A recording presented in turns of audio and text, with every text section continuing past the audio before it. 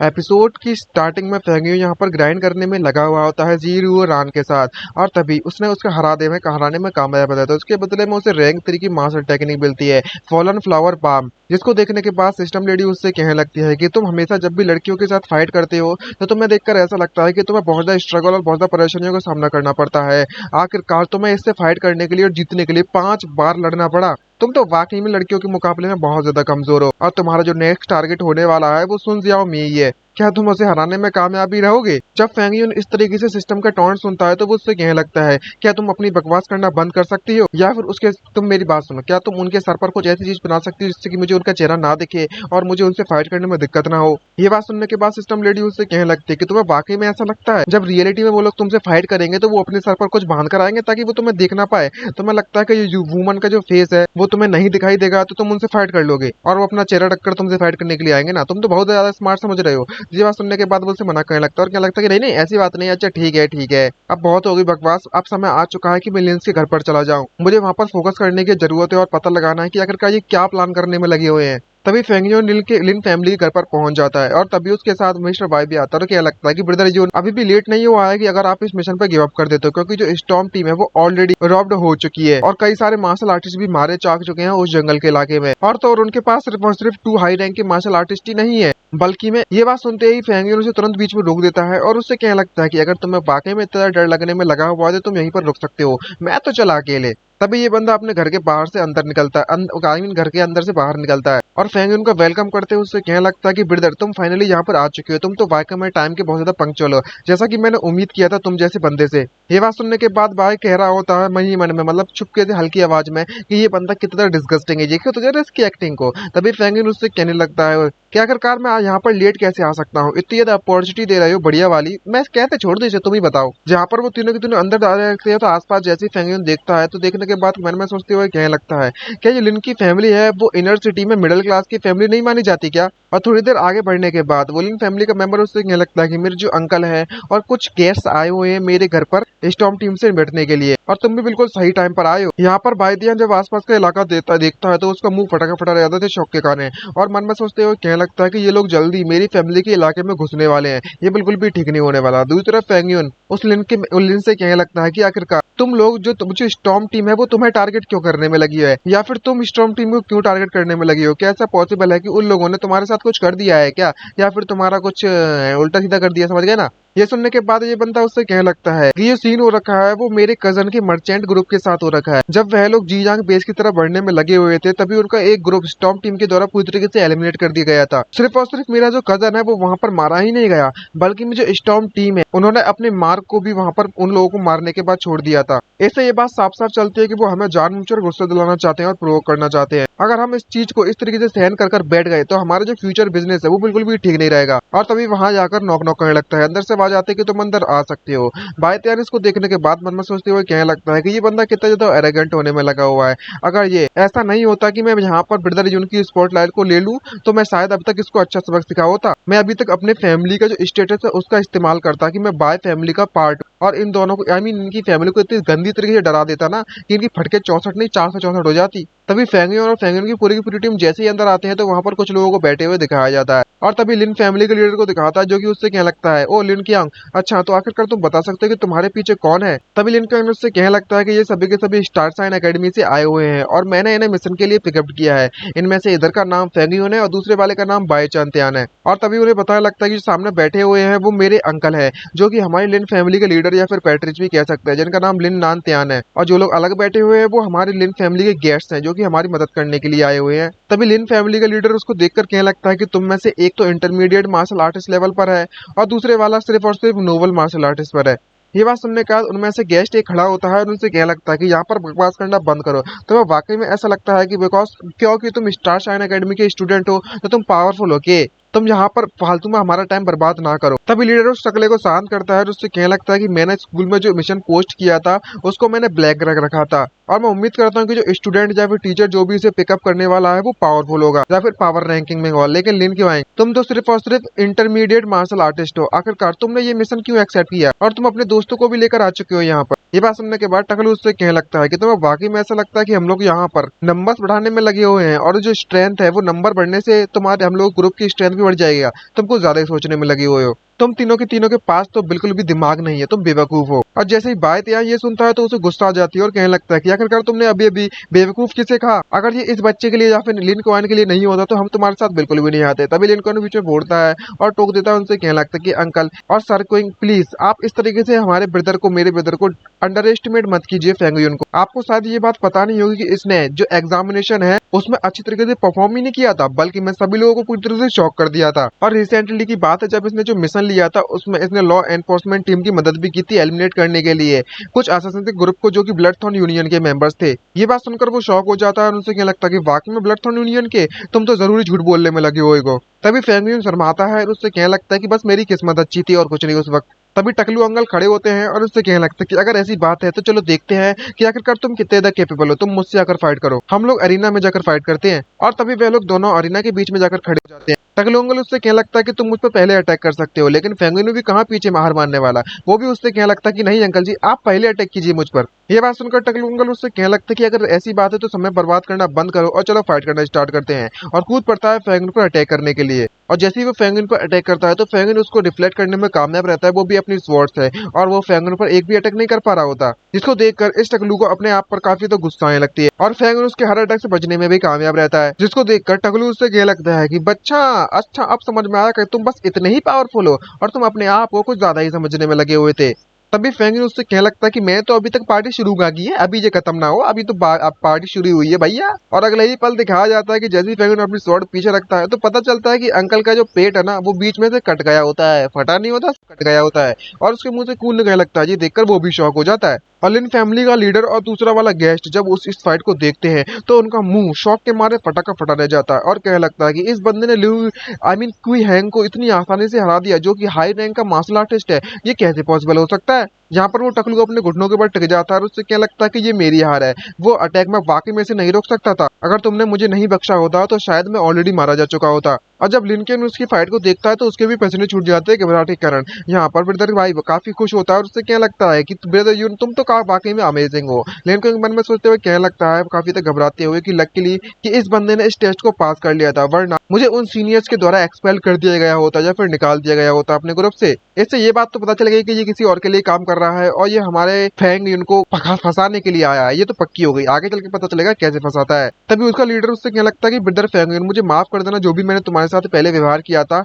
लेकिन आप अगर मेरी माफी के तौर पर इन कॉमन डिशेज को खाकर देखिए, एक बार अपना जो मिशन हो जाएगा तो जो लिन फैमिली है वो आपको गारंटेड रिवॉर्ड जरूर प्रोवाइड करवाएगी, सिर्फ इतना ही नहीं इससे भी ज्यादा प्रोवाइड करवाएगी। ये बात देखने के बाद फैंग मन में सोचते हुए कहने लगता है कि तुम इन्हें कॉमन डिशेज कहते हो, मैं उम्मीद करता हूँ कि जो तुम प्रोवाइड करवाने वाले हो रिवॉर्ड इस मिशन को खत्म होने के बाद वो पैसे होंगे, तुम पैसों के बारे में बात कर रहे होगे और उन पैसे का इस्तेमाल कर मैं ऑर्फनेज के जितने भी लोग हैं उनको इनर सिटी में लाने में कामयाब रहूंगा और ये कॉमन डिशेज है मैं हर दिन उनको खिलाऊंगा। फिर तभी बात उससे कहने लगता है कि ब्रदर यून अब जबकि सबके सब इतने ज्यादा सिंसियर हैं तो आपको बिल्कुल भी शर्माना नहीं चाहिए, क्योंकि ये सभी के सभी रैंक फोर्स स्पीशीज बीस्ट के इंग्रेडिएंट्स हैं और ये आपके लिए आपकी स्ट्रेंथ के लिए काफी ग्रेट सप्लीमेंट के तौर पर काम आएंगे। तभी फैंगुइन इंदर सिटी में अपने कॉन्टिनेंट फाइट करने में लगा हुआ होता है और इस तरीके से यहाँ पर ग्राइंड करना भी चालू रखता है उस खाने के साथ साथ, और कह रहा होता है कि भले ही मैं यहाँ पर खाने में लगा हुआ हूँ लेकिन मैं इस तरीके से अपनी ग्राइंडिंग को नहीं रोकना चाहता, मैं अपने आप को पावरफुल बनाते रहूंगा। यहाँ पर टकलू उससे कहने लगता है कि पैट्रिच या फिर लीडर आपने मुझे बताया नहीं जो मैंने आपसे पहले पूछा था, जो स्टॉर्म टीम है वह स्मॉलर फैमिली की छोटी छोटी फैमिली से उनकी मर्चेंट ग्रुप्स को टारगेट करती हुए आ रही है,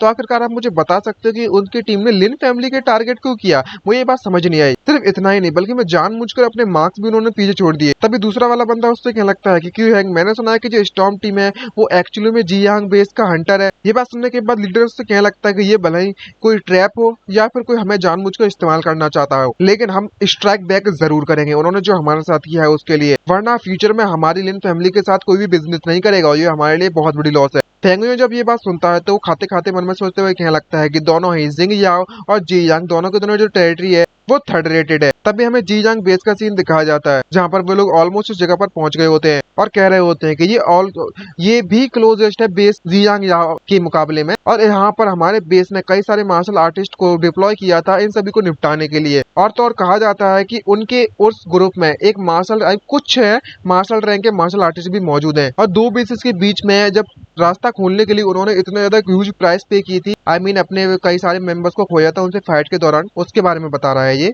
लेकिन फेंग यून को क्या, वो तो इन बढ़िया नूडल्स सूटने में लगा हुआ होता है एकदम।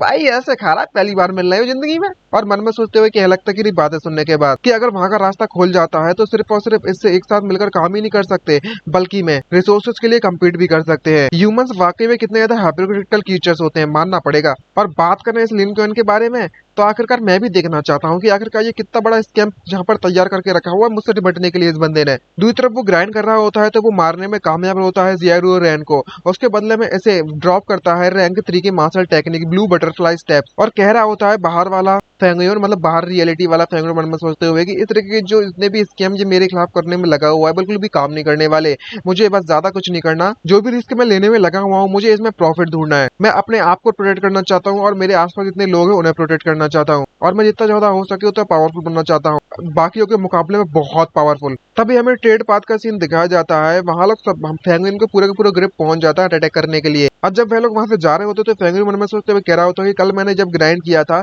तो मुझे एक और another intermediate rank sword talent मिला था, बस मुझे एक और चाहिए, उसके बाद मैं जरूर ही हाई रैंक पर जरूर पहुंच जाऊंगा। और सिर्फ इतना ही नहीं, मेरे पास तो डार्क टैलेंट भी मौजूद है अपनी प्रेजेंस को कंट्रोल करने के लिए, छुपाने के लिए, और कोई भी मुझे चुप कर आई मीन कोई मुझे ढूंढने में कामयाब नहीं रहेगा उस समय पर, अगर मैं उसका इस्तेमाल करता हूँ तो लास्ट मोमेंट पर। तभी बायतियान जब पीछे पीछे चुपकर वहां से जा रहा होता है तो वो भी मन में सोचते हुए कह रहा होता है मैंने सुना है कि यहाँ पर रैंक 3 की फ्रीजेस मौजूद है आसपास, और सिर्फ हाई रैंक के जो भी मार्शल आर्टिस्ट हैं वही यहाँ पर काम कर सकते हैं। मैं तो सिर्फ एक नोविस रैंक का मार्शल आर्टिस्ट हूँ। मैं वाकई में बहुत ज्यादा रेकलेस था और जल्दबाजी दिखा दी इस मिशन को पिकअप करने के लिए ब्रदर यून के साथ। मैं वाकई में एक नंबर का बेवकूफ, मुझे यहाँ पर आना ही नहीं चाहिए था। और जब वे लोग आगे बढ़ रहे होते हैं तभी अचानक से उसे किसी चीज की आवाज सुनाई देने लगती है, जिसको सुनने के बाद बायतियान काफी ज्यादा घबरा जाता है और काफी डर जाता है। तो क्या लगता है कि ब्रदर प्लीज मुझे बचा लिए, मुझे बचा लीजिए। फेंगियन उससे क्या लगता है कि ये जो आवाज है वो सिर्फ बहुत ज्यादा कुछ किलोमीटर दूर से आई है और तुम यहाँ पर इस तरीके से मुझे पकड़ कर रखे रहोगे तो तुम ही बताओ मुझे, अब मैं कैसे बताऊं तुम्हें, खुद ही बता दो। तभी लिन फैमिली का लीडर उनसे क्या लगता है कि हम थोड़ी दूर और चलने की ज्यादा जरूरत है और हम लोग स्टॉर्म टीम के करंट इलाके पर पहुंच जाएंगे। मुझे पता है कि यहाँ पर कई सारे ट्रैप्स मौजूद होंगे हमारे रास्ते में, लेकिन इसलिए तुम्हें थोड़ा बहुत सावधान रहना पड़ेगा। दूसरी तरफ फैंगिन उससे कह रहा होता है बायतियान से कि तुम्हें मुझसे दूर रहना चाहिए, और अंकल से कहने लगता है कि आपका बहुत बहुत धन्यवाद मुझे याद दिलाने के लिए, रिमाइंडर देने के लिए। और उसके साथ जो बाकी के मेंबर्स आए हुए होते हैं फाइट करने के लिए, उनमें से एक बंदा बोलता है कि मुझे लगता है कि ये हमारे लिए बेस्ट रहेगा कि हम किसी तरीके से उन लोगों को इस इलाके में लेकर आए। तो ये बात सुनने के बाद लीडर उससे कहने लगता है कि वह लोग हमारे इस ट्रैप में नहीं फंसने वाले। आखिरकार हम लोग, हमारा जो टारगेट है आज का उन्हें फ्रंटल असॉल्ट करने का है, उन्हें परेशान करने का है। जो भी इस स्कैम के पीछे उन लोगों को इसके बारे में पता चल जाए कि हमारे लिन फैमिली से पंगा लेना इतना ज्यादा आसान नहीं है, और इसीलिए हमें उनको बैट करने की बिल्कुल भी जरूरत नहीं है यहाँ पर धोखे से बुलाने की। तभी टकलू एक्साइटमेंट से भर जाता है और उससे कहने लगता है कि अगर ऐसी बात है तो मैं यहाँ पर रास्ता बनाता हूँ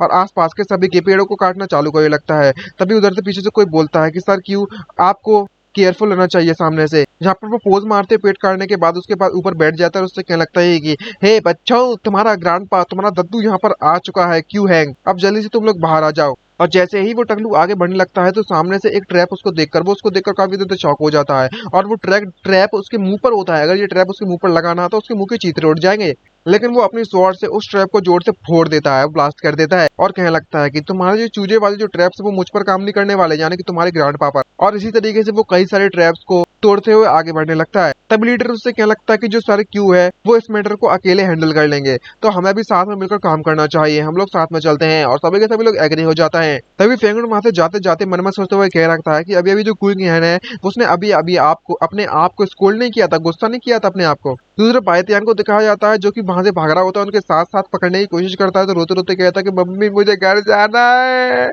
मुझे नहीं करना फाइट।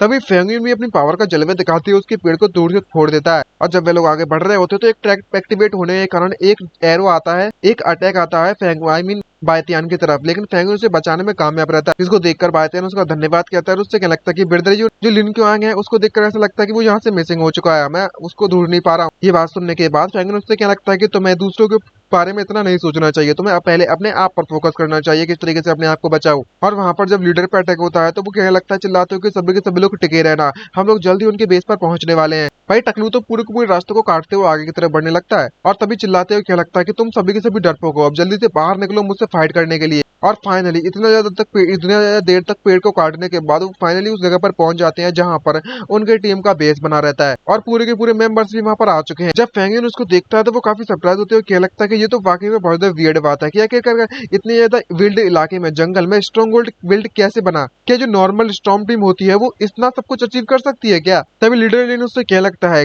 कि तुम्हें अपने गार्ड को बिल्कुल भी डाउन करने की जरूरत नहीं है, क्योंकि पास्ट में कई सारी सिमिलर फोर्सेस ने ट्राई किया है इनको यहाँ पर टेक डाउन करने के लिए, ताकि वो इस पूरी की पूरी स्टॉर्म टीम से मतलब छुटकारा पा सके। और कई सारी टीम्स इस पॉइंट तक पहुंची भी हैं, लेकिन उनमें से एक भी सक्सेसफुल नहीं थी इस स्ट्रॉन्ग होल्ड को जीतने के लिए। तो मैं चाहता हूँ कि तुम सभी के सभी लोग भी बिल्कुल सावधान हो जाओ। तभी वो टकलू जोर से जोश में आकर आगे बढ़ता है और उससे क्या लगता है कि ये सिर्फ और सिर्फ स्मॉल फोर्सेस है, कुछ नहीं, बस वीक लिंक से कमजोर है। और आज वह दिन आ चुका है कि हम लोग इस पूरी की पूरी टीम को पूरी तरीके से एडिट करने वाले हैं, साफ करने वाले हैं। जब वो आगे बढ़ रहा होता है तभी लीडर लिन पीछे से चिल्लाता है और उससे क्या लगता है कि जरा सामने देखो ध्यान से। और जब टकलू आगे बढ़ रहा होता है तो तभी देखता है कि सामने की जमीन पूरी तरीके से टूट गई होती है, जिसको देखकर वो काफी ज्यादा शॉक हो जाता है। और उसी जमीन में से एक बहुत बड़ा कीड़ा निकलकर बाहर आ जाता है, जिसको देखकर टकलू सरप्राइज हो जाता है और पीछे भाग जाता है। और उससे क्या लगता है कि शिट, यहाँ तक कि उन्होंने अपने पेट को भी यहाँ पर पाल कर रखा हुआ है हम पर अटैक करवाने के लिए। और तभी ये कीड़ा मॉन्स्टर जो भी है वो उस पर अटैक करने लगता है। और जब वह टकलू पर अटैक करता है तो टकलू भैया इधर उधर डॉज करने लगते हैं और कुछ नहीं कर पाते वो। और अगले ही पल दिखाया जाता है किस तरीके से टकलू भैया को उस मॉन्स्टर के द्वारा पकड़ लिया जाता है। इसको देखने के बाद लीडर काफी ज्यादा सरप्राइज पड़ जाता है और मन में सोचते हुए कहने लगता है कि यहाँ पर कोई ऐसा पॉसिबल ही नहीं है कि इसको बचाना अब पॉसिबल हो, हमें तो बिल्कुल भी टाइम नहीं मिला इस बंदे को बचाने के लिए। और तभी हमें फेंगियन को दिखाया जाता है जो कि उस मॉन्स्टर से डायरेक्टली फाइट करने के आगे बढ़ता है और उस मॉन्स्टर के 2 टुकड़े कर देता है, जिससे कि वो उस टकलू को बचाने में कामयाब रहता है। जब लिन फैमिली का लीडर उसे देखता है तो वो भी काफी ज्यादा शॉक हो जाता है और क्या लगता है कि ये तो रैंक 3 मार्शल टेक्निक है, ब्लू बटरफ्लाई स्टेप,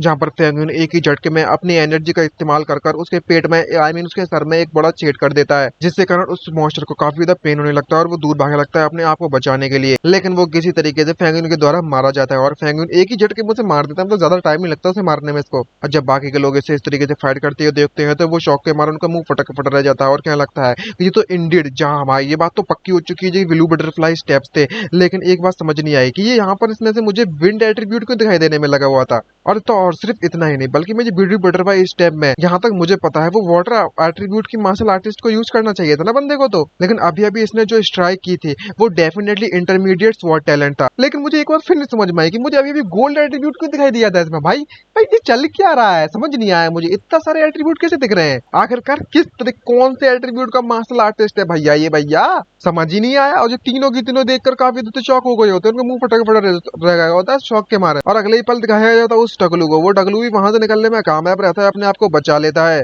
और उससे कहने लगता है कि क्या मुझे बता सकते हो कि अभी अभी मेरे को किसने बचाया? मुझे पता था कि वो काफी ज्यादा फास्ट था, इसलिए मैंने ध्यान से देख नहीं पाया कि इसे कौन बचाने वाला था मुझे। और तभी वे सभी के सभी लोग बैठ कर या फिर खड़े होकर फेंगियन की तरफ अपनी उंगली से इशारा करने लगते हैं। ये देखकर सभी लोग शॉक हो जाता है और क्या लगता है कि ये है तुम्हें बचाने वाला। तभी टकलू झुक जाता है फेंगियन के सामने, उससे क्या लगता है कि ब्रदर फेंगियन, वाकई में आपने मेरी जिंदगी बचा ली है, ऐसे कारण मैं आपको ओयो करता हूँ। आज से और अभी से मेरी जिंदगी आपकी है, अगर आप मुझे कुछ भी करने के लिए दोगे मैं आपको हर एक ऑर्डर मानने के लिए तैयार हूँ, बस बैड चीजों कर छोड़कर। ऑलिन फैमिली का लीडर इसको देखकर रोने लगता है और मन में सोचते हुए क्या लगता है कि ये अच्छी बात है कि किसी का फॉलोअर्स होना बहुत ज्यादा ठीक है, लेकिन एक बात मुझे समझ नहीं आई, इनके बीच की जो एज डिफरेंस है वो कुछ ज्यादा ही बड़ा नहीं है। और रोते रोते क्या लगता है, सर क्यों, मुझे लगता है आप कुछ भूल रहे हो कि आप मेरे लिन फैमिली के गेस्ट हो। और तभी अगले ही पल में सभी के सभी लोग आगे बढ़कर उसके स्ट्रॉन्ग होल्ड के गेट के सामने पहुंच जाते हैं। अभी कई सारे एरोस को दिखाया जाता है जो कि उनकी तरफ बढ़ रहे होते हैं, उन पर अटैक करने के लिए भेजे जाते हैं और सामने की बिल्डिंग से। ये देखकर सभी के सब लोग काफी ज्यादा सरप्राइज हो जाते हैं। तभी लिन फैमिली के लीडर चिल्लाते हुए लगता है कि तुम सभी के सभी लोग सावधान हो जाओ, ऊपर की तरफ देखो और आराम से बच जाओ। जब सभी के सभी एरोस उनकी तरफ आ रहे होते हैं तो सभी के सभी अपनी एनर्जी शील्ड का इस्तेमाल करते हैं, जिसकी वजह से सभी के सभी लोग बच जाते हैं। तभी वे टकलू कहने लगता है कि उन लोगों ने हमें मारने के लिए अलॉय मेटल एरोस का इस्तेमाल किया है, इन्हें क्या पता नहीं है कि हम लोग मार्शल आर्टिस्ट हैं, हम पे इनका अटैक बिल्कुल भी काम नहीं करने वाला। क्या ये वाकई में अपने आप को आउटर सिटी की गैंग की तरह ट्रीट करने में लगे हुए ये बास्टर्ड कहेंगे? तभी फेंगियन मन में सोचते हुए क्या लगता है कि नहीं, ये चीज इतनी ज्यादा आसान नहीं हो सकती, यहाँ पर कुछ तो गड़बड़ है। और अगले ही पल हमें उस बिल्डिंग पे लटके हुए दिखाया जाता है लिन क्यूइन को, यहाँ पर वो घबराते हुए उससे कह रहा होता कि अंकल प्लीज मेरी जान बचा लीजिए प्लीज। इसको देखने के बाद लिन फैमिली का लीडर काफी ज्यादा शॉक हो जाता है और कहने लगता है कि आखिरकार तुम्हें कब पकड़ लिए गए इनके द्वारा। ये बात सुनने के बाद बातें आने और जो फेंगियन है वो काफी ज्यादा सरप्राइज हो जाते हैं और चिल्लाते हैं उससे क्या लगता है तुम तो वाकई में अपनी नीफी के बारे में बिल्कुल भी चिंता नहीं कर सकते करते। इसे देखने के बाद फेंगन को यहाँ पर कुछ ना कुछ डाउट होने लगता है और मन में सोचते हुए क्या लगता है कि यहाँ पर कुछ ना कुछ तो गड़बड़ है दया, कुछ तो गड़बड़ है। क्योंकि नॉर्मली देखा जाए तो जो किडनैप करने वाला बंदा होता है वो हॉस्टेज की तरह हमें हमसे हमारे साथ नेगोशिएट करने की कोशिश नहीं करता है क्या, लेकिन इसको देख कर तो ऐसा बिल्कुल नहीं लग रहा। और तो और इन्होंने हॉस्टेज का यूज करने से पहले हम पर अटैक भी कर दिया और तभी वो कहने लगता है कि सभी के सब लोग यहाँ से रिट्रीट करो फटाफट से। और वो अपनी रेड की martial technique blue butterfly step का इस्तेमाल करने लगता है वहां से निकलने के लिए। तभी अचानक से वहां पर दिखाया जाता है कि जो भी एरोस वहां पर फेंक गए थे उन एरोस में से धुआं निकलने में लगा हुआ होता है, जिसको देखकर वह सभी के सभी लोग सफेद हो जाते हैं। और तभी फेंगियोन अपनी टेक्निक का इस्तेमाल करता है rank 3 martial artist technique fallen flower palm का, जिसके प्रेशर से वो तो निकलने में बाहर निकलने में कामयाब रहता है, लेकिन आसपास पूरा का पूरा इलाका धुएं से भरने के कारण जो भी उसमें सांस लेता है उनको अजीब से अनकंफर्टेबल महसूस होने लगता है। और तभी लिन का लीडर कहने लगता है कि ये तो पॉइजनस गैस है, पॉइजनस गैस। जब फेंगियोन एरोस को देखता है तो वो तुरंत समझ जाता है कि ये एरोस तो अंदर से खाली है और इनके अंदर पॉइजनस गैस भरकर रखी गई थी और इन लोगों ने लिन को उनका इस्तेमाल कर लिया है हॉस्टेज बनाकर हमें डिस्ट्रैक्ट करने के लिए और हमें इस बात को नोटिस करने के लिए कि यहाँ पर कुछ ना कुछ गड़बड़ है, ताकि हम लोग बिना सोचे समझे इस पॉइजनस गैस में सांस ले लें और हम लोग मारे जाए जहर की जहरीली गैस के कारण। और जिस समय पर वह पॉइजनस गैस इतनी हो जाएगी कि हम लोग नोटिस करेंगे वो उस वक्त हम लोग काफी ज्यादा लेट हो चुके होंगे, क्योंकि हमने इतनी ज्यादा तेजी से सांस लेने के कारण, थके होने के कारण काफी मात्रा में हमारे बॉडी के अंदर वो जहर ऑलरेडी चला गया होगा और हम लोग अपनी बेस्ट कंडीशन में नहीं रहेंगे उन लोगों से फाइट करने के लिए। और तभी उन दोनों को, टकलू को और लिन फैमिली के लीडर को अनकंफर्टेबल महसूस होने लगता है और अगले ही पल दिखाया जाता है कि जिस रस्सी से लिन को बंधा होता है वो रस्सी टूट जाती है और वो चिल्लाते हुए नीचे आ जाता है और कोई किसी के हंसने की आवाज आने लगती है और पता चलता है कि लिन को तो वहां से आजाद हो जाता है और वो कूदने लगता है नीचे की तरफ, जिसको देखकर वो अंकल जी काफी ज्यादा सरप्राइज हो जाते हैं और चिल्लाते हुए उससे कहने लगते हैं, हे लिन को आखिरकार तेरी हिम्मत कैसी हो हमें इस तरीके से धोखा देने की, गद्दार कहीं के, तुमने अपनी ही फैमिली को गद्दार मतलब धोखा क्यों दिया। तभी लिनकैन उससे कहने लगता है कि ये जो फैमिली है वो अभी आपको बिलोंग करती है मेरे अंकल, लेकिन जल्द ही ये फैमिली मुझे बिलोंग करेगी और मेरे फादर को, और अब मैं एक बार फिर से अपना सर उठाकर आगे चल सकता हूँ। क्या तुम्हें पता भी है कि किस तरीके से इस तरीके कैसा फील होता है जब तुम्हें अपनी फैमिली से बाहर उठाकर आउटर सिटी के इलाके में भेज दिया जाता है अपनी फैमिली के द्वारा। कोई फर्क नहीं पड़ता कि मैं कितना ज्यादा हार्ड ट्राई करूँ मार्शल आर्टिस्ट बनने के लिए और उसके बाद मैं इनर सिटी के अंदर आ जाऊँ, लेकिन मेरा जो कजन है वो हमेशा मुझ पर लुक डाउन करते हैं, बल्कि मैं एक जीनियस हूँ जो कि मैनेज कर पाया हूँ इंटरमीडिएट रैंक पर पहुंचने के लिए 19 एज की उम्र में। तो आखिरकार उन जैसे कचरे लोगों की हिम्मत कैसे हुई मुझ पर इस तरीके से लुक डाउन करने की और मेरे बारे में तब भला बुरा कहने की। ये सुनने के बाद फेंगियन काफी ज्यादा हंसने लगता है और उसकी तीर ठटक जाती है कि वो एक ही झटके में लिन को की गर्दन पकड़कर उसे जमीन में दे मारता है। उसके कारण उसकी ऐसी तैसी हो जाती है, लेकिन लिनकैन को समझ नहीं आ रहा होता कि आखिरकार फेंगियन यहाँ से मूव करने में कामयाब कैसे रहा और कहने लगता है कि तुम अभी भी फाइट कैसे कर सकते हो। तो फेंगियन उसके जवाब रिप्लाई में कहता है कि मैं क्योंकि बहुत ज्यादा स्ट्रांग हूँ, खासकर तुमसे बहुत ज्यादा स्ट्रांग। और उसको हराने के बाद फेंगियन मन में सोचते हुए कहने लगता है कि काफी ज्यादा अच्छा हुआ कि मैं उस सुन जियाओ मेई की प्रोजेक्शन को कुछ देर पहले हराने में कामयाब रहा, तो उसके बदले में मुझे मेरा वुड एट्रीब्यूट मिल गया और एडिशनल में मेरे पास वाटर एट्रीब्यूट तो पहले से ही मौजूद था। तो वो तो मेरी किस्मत अच्छी थी कि मुझे सही टाइम पर ये चीज मिल गई। इसी कारण से जो पॉइजनस गैस है वो मेरी बॉडी में अच्छी तरीके से इफेक्ट नहीं ले पाई। अब जबकि मैं जानता हूँ कि तुम ही ने इस पूरे पॉइजनस इलाके को इस पॉइजनस गैस को छोड़ा हुआ, तो इसका मतलब ये हुआ कि तुम्हारे पास इसका एंटीडोट जरूर रखा होगा और तुम बिना किसी सोचे समझे उस पॉइजनस गैस में भी कूद पड़े थे। तो साफ साफ समझ में आता है ना कि तुम्हारे पास एंटीडोट होगा तभी तुम उस पॉइजनस गैस के अंदर कूदे।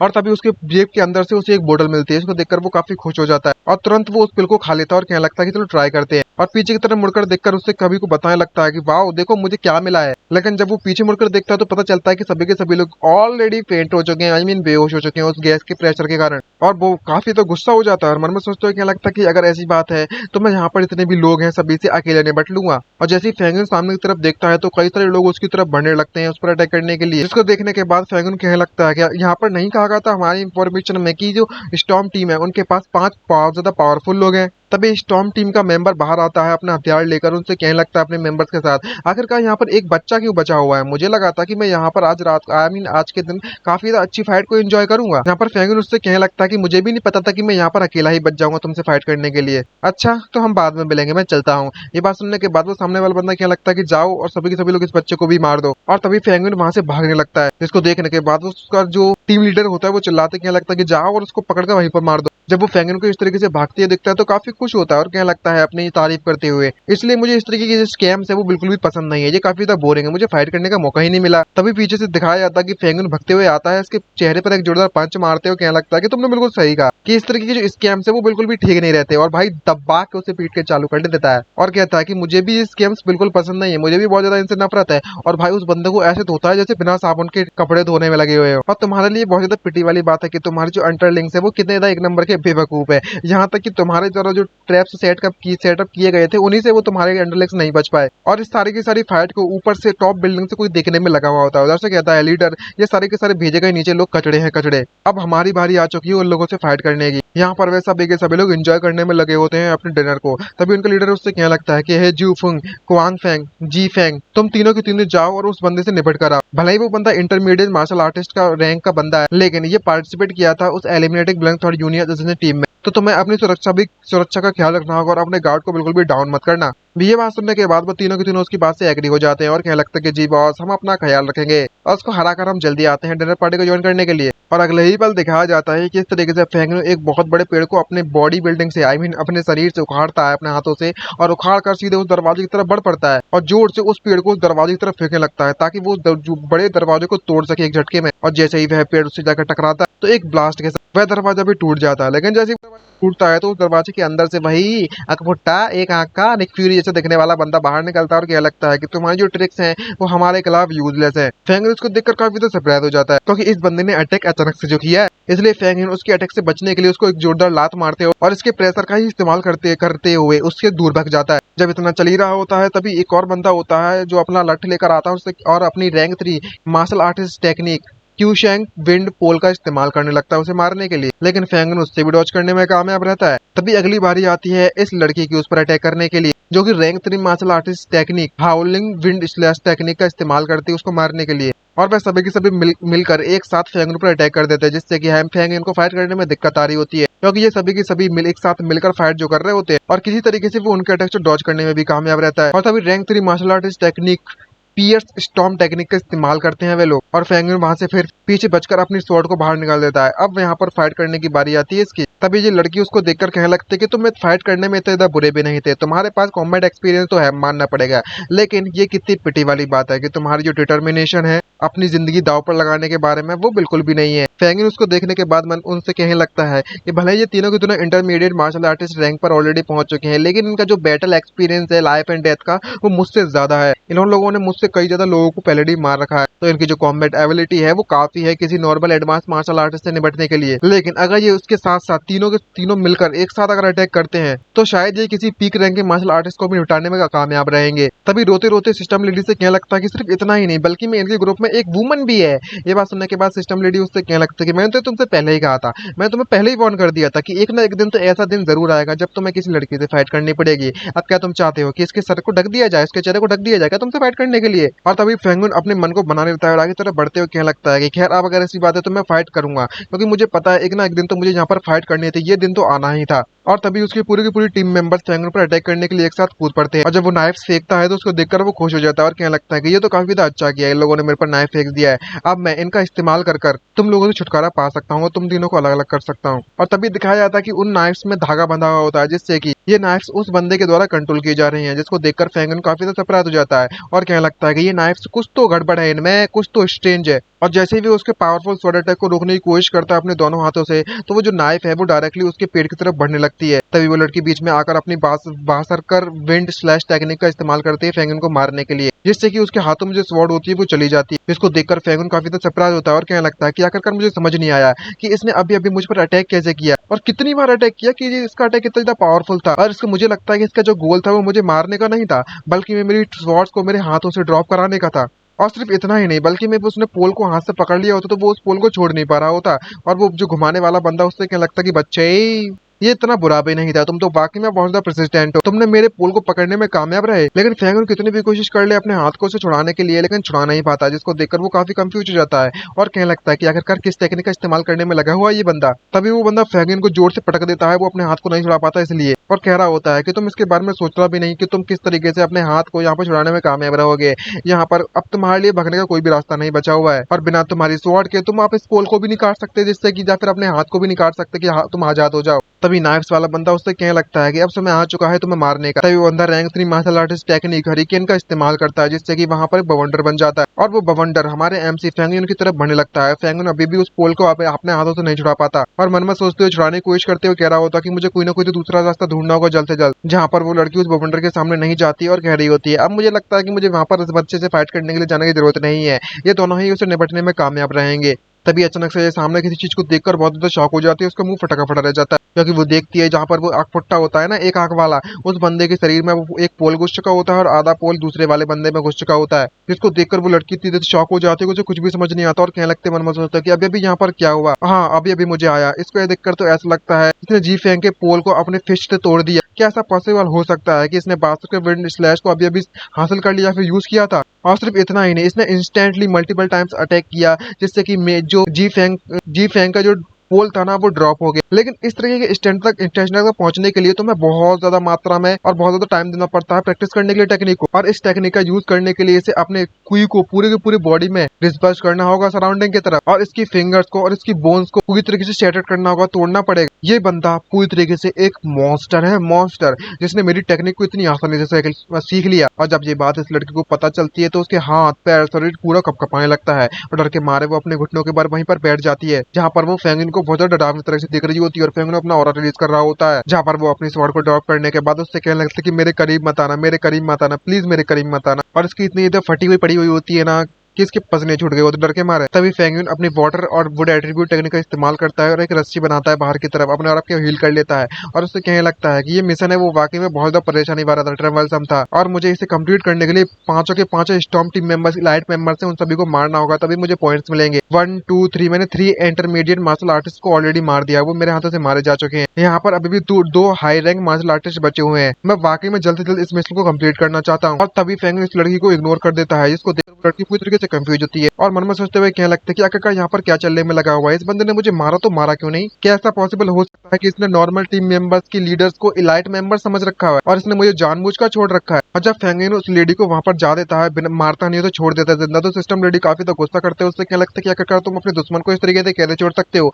क्या होगा अगर तुम इसे अभी नहीं मारते और फ्यूचर में जाकर तुम्हारे लिए बहुत परेशानी वाली बात बन जाए तो? क्या तुम वाकई में कोई मर्द भी हो? तुम्हें जल्द से जल्द मारना होगा और तुम्हें इसकी आदत डाल लेनी चाहिए। ये बात सुनने के बाद फेंगुइन उससे कहने लगता है कि लेकिन ये एक ऐसी वुमन है जिसने अपनी फाइट करने की एबिलिटी को खो दिया है और अपनी विल को भी खो दिया है, और वो फाइट नहीं करना चाहती, और मैं इस तरीके से किसी को भी नहीं मारना चाहता। लेकिन अगर इसने चुपके से अगर मुझ पर पीछे से अटैक करने की कोशिश की तो मैं बिल्कुल भी हेजिटेट नहीं करूंगा इस पर अटैक करने के लिए या फिर इसे मारने के लिए। और जैसे ही पीछे मुड़कर देखता है तो पता करता है कि वो लड़की पूरी तरीके से वहां से गायब हो चुकी है, जिसको देखकर फेंगुइन काफी ज्यादा खुश हो जाता है और कहने लगता है कि ये तो अच्छा हो कि ये वहां से चली गई। तभी स्टॉर्म टीम का एक और मेंबर हमें सीढ़ियों पर दिखाया जाता है और कहने लगता है कि हाय फेंगुइन, तुम यहाँ पर पहुंचने में कामयाब रहे, लगता है कि हमने तुमने अंडर एस्टिमेट कर दिया, ये काफी गलत हुआ, हम समझते हैं। तभी फेंगुइन उससे कहने लगता है कि जो लिन क्युआंग ने उसने मुझसे कहा था तुम्हारी इंफॉर्मेशन के बारे में, जब उसने मेरी इंफॉर्मेशन तुम्हें बता दी होगी सारी की सारी, मुझे पता है। ये बात सुनने के बाद सामने वाला बंदा कहने लगता है कि तुमने बिल्कुल सही कहा। तभी अचानक से वो किसी चीज को नोटिस करता है और वो काफी ज्यादा शॉक हो जाता है, क्योंकि फेंगुइन उसके साथ बातें नहीं करना चाहता और वो डायरेक्टली अपने रैंक 3 मार्शल टेक्निक से पॉइंट स्टार्स वर्ल्ड टेक्निक का इस्तेमाल करता है उस बंदे पर अटैक करने के लिए, लेकिन वो बंदा डॉज करने में कामयाब रहता है और उससे कहने लगता है कि मैंने अभी तक तुमसे बात करना खत्म नहीं किया है। लेकिन फेंगुइन को घंटा फर्क नहीं पड़ता, वो डायरेक्टली उस पर अटैक करते हुए उससे कहने लगता है कि मैं बिल्कुल भी यहाँ पर अपना समय बर्बाद नहीं करना चाहता एक मैन के साथ बात करने के लिए। अपनी गोल्डन पाम टेक्निक का इस्तेमाल करता है जो कि रैंक 3 की होती है और एक झटके में उसको निपटाने की कोशिश करता है। तभी वो बंदा भी फेंगुइन पर अटैक करता है और उससे कहने लगता है कि ये कितनी कोइंसिडेंस वाली बात है, मैं भी यहाँ पर तुमसे फाइट करने के लिए ही आया हूँ। और जब वे दोनों को दोनों वहां पर फाइट करने में लगे हुए थे तो फेंगुइन अपनी rank 3 technique shadow clan strike का इस्तेमाल करता है, जिससे कि वहां पर इसकी कई सारी शैडोज बन जाती हैं और वो बंदा उनसे फाइट करते हैं। उससे कहने लगता है कि तुम्हारे पास तो वाकई में बहुत ज्यादा मार्शल टेक्निक्स है, मानना पड़ेगा, लेकिन मेरे खिलाफ वो सभी के सभी यूजलेस, क्योंकि उसकी जो स्वॉर्ड होती है वो एक वाइफ बन गई होती है, पता नहीं कैसे कैसे बना रखी है इसने स्वॉर्ड अपनी। और कहने लगता है कि चलो अगर ऐसी बात है तो मुझे भी अपनी अपनी अपनी असली पावर तुम्हें दिखानी पड़ेगी। ये बात सुनने के बाद फेंग उससे क्या लगता है तो क्या फर्क पड़ता है कि अगर तुम एक स्क्वाड यूजर नहीं हो, अगर ऐसी बात है तो मैं भी बिल्कुल तुम्हारी तरह सेम करने वाला हूँ। तभी वो बंदा जैसे उस पर अटैक करता है उसे मारने के लिए, तो फेंग भी उसे रोकने में कामयाब रहता है और इतनी ज्यादा देर तक उससे फाइट करने के बाद पता चलता है कि इस बंदे की तो बैंड बच जाती है और वह उसको मारा जाता है।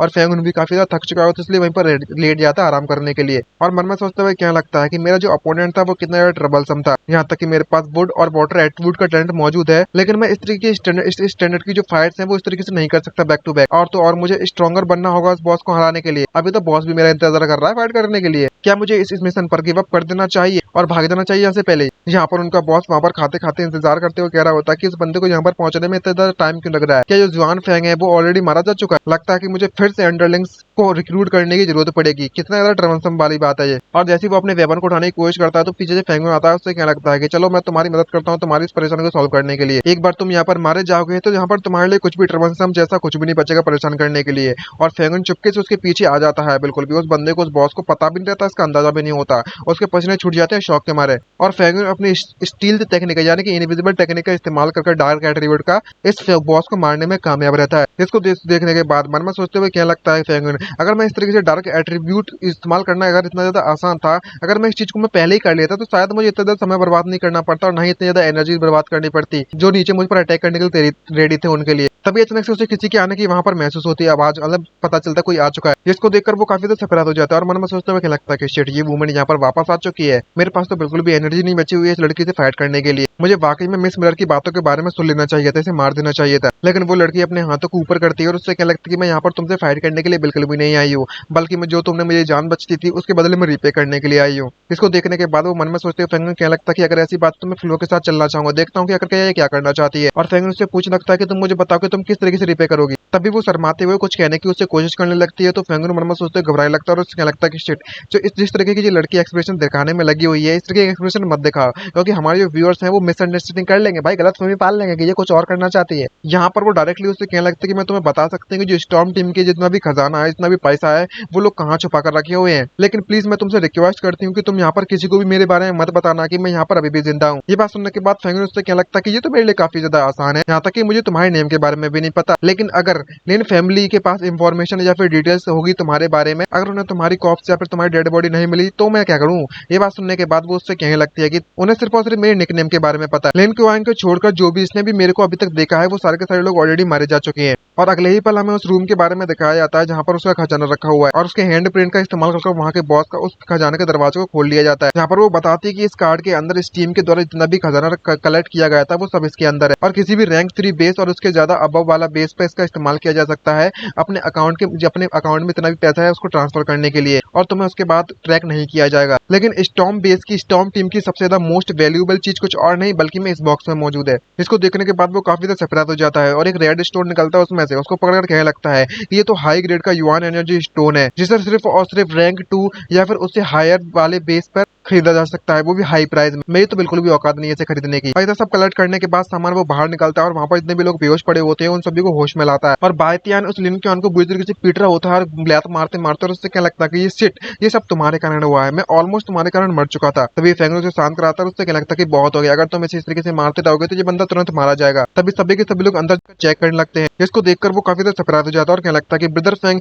इन सभी को यहाँ पर जो भी हालत की है वो तुमने की है। ये बात सुनने के बाद फेंगन उससे कहने लगता है कि मैं इतना ज्यादा स्ट्रॉन्ग लगता हूँ क्या तुम्हें? एक ओल्ड मैन एक्सपर्ट यहाँ पर आया था जो कि गुजरने में लगा हुआ था, उसने ये सब कुछ किया था। इसको सुनने के बाद वो उसका लीडर उससे कहने लगता है लिन फैमिली का कि अगर ऐसी बात है तो जो जितना भी स्टॉर्म टीम का असिस्ट या फिर खजाना यहाँ पर छोड़ा गया था वो सीनियर की तरह ले लिया गया होगा और हमारे लिए कुछ भी नहीं बचा होगा। लिन फैमिली वाकई में इस तरीके से लॉन्च नहीं कर सकती, लेकिन अब कोई बात नहीं, हमने ऑलरेडी स्टॉर्म सी से पूरी तरीके से छुटकारा पा लिया है और इसे पूरी तरीके से निपटा दिया जा चुका है। हमारी जो लिन फैमिली का फेस है वो बच चुका है, वही हमारे लिए काफी है। और तभी वो खिड़की से कूद जाता है, भाई नीचे रास्ता भी दिया हुआ है, खिड़की से क्यों कूद रहा है, इतना शॉर्टकट लेने की जल्दी पड़ जाएगा तुझे। और तभी वो लिन क्वान के पास जाता है और उससे क्या लगता है कि बात करें इन गद्दारों के बारे में जिसने हमारे फैमिली के साथ गद्दारी की है, और उसकी गर्दन पकड़ने के सीधे जाकर उसके पेट में उसके सीने में एक छेद कर देता है अपने हाथों से, और क्या लगता है कि हमें इन गद्दारों की नॉनसेंस सुनने की या फिर बकवास सुनने की बिल्कुल भी जरूरत नहीं है।